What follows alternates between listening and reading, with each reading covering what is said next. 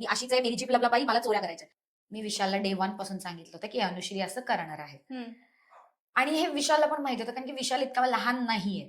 तिने आधीच सांगितलं होतं, की मी काही इमोशनली अटॅच होत नाही शोमध्ये आणि मला पर्सनल लेव्हलवर कोणासाठी काही वाटत नाही आणि मला वाटून घ्यायचंही नाही, कारण की मी खेळ खेळायला आली.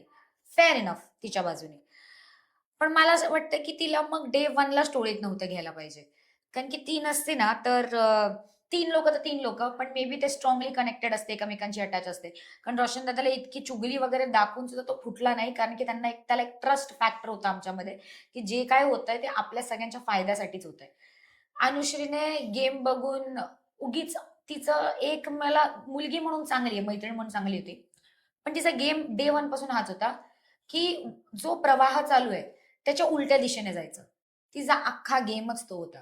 म्हणून डे 1 ला पण तुफान येतंय, तुफान येतंय. जेव्हा तिला कळलं अख्ख्या घराला तो बजर नाही दाबायचा, तुफान येऊ द्यायचंय, तेव्हा तिने बोललं अगेन्स्ट जाऊयात. सगळे लोकं प्रामाणिकपणे खेळतायत, तिला चावी चोरी करायची होती. सगळेजण प्रामाणिकपणे सामान ठेवतायत.